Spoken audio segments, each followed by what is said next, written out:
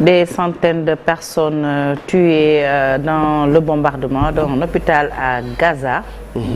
Pour parler de la guerre entre Israël et le Hamas. Palestine. Il s'agit d'une explosion dont Israël et les Palestiniens se rejettent la responsabilité, a fait des centaines de morts dans un hôpital de Gaza et a provoqué des condamnations internationales et des manifestations à travers le monde musulman.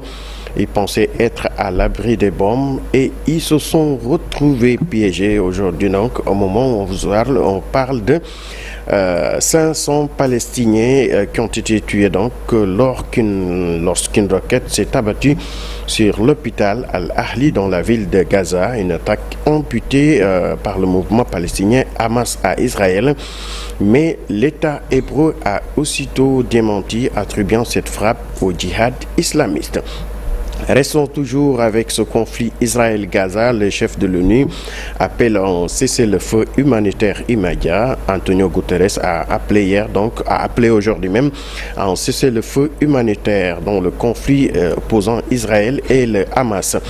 Donc, il a déclaré face aux représentants de quelques 130 pays au Forum des nouvelles routes de la soie qu'il est temps donc de passer à une étape moins sanglante. Le secrétaire général de l'ONU appelle à négocier pour permettre donc aux différentes populations de vivre en paix et en harmonie. Guerre en Israël, des manifestations éclatent dans le monde musulman, surtout après donc la frappe sur un hôpital de Gaza. Des milliers de personnes sont descendues dans les rues pour dénoncer ces bombardements dans la ville de Jénine.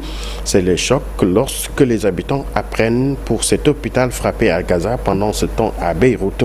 C'est devant l'ambassade de France que plusieurs centaines de manifestants se sont retrouvés face à un important dispositif sécuritaire. Et pour terminer, attentant ayant tué 2 Suédois à Bruxelles, le groupe État islamique a revendiqué la responsabilité d'une fusillade à Bruxelles qui a tué 2 Suédois, donc affirmant que l'attaque visait la Suède en raison de son appartenance à une coalition mondiale luttant contre les djihadistes.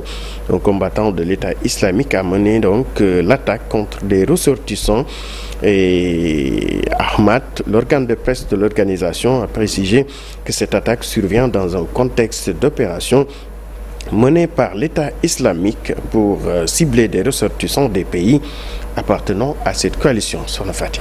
Merci beaucoup Ibou Diouf pour l'actualité hors de chez nous. Et puis retenez que tout à l'heure, on va parler de l'insuffisance rénale dans la deuxième partie, les hémodialysés des Sénégalais qui sont ici à Dakar avec notre invité Saër Seck.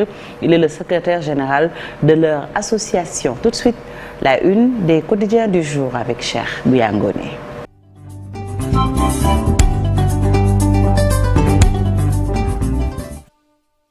Cheikh ak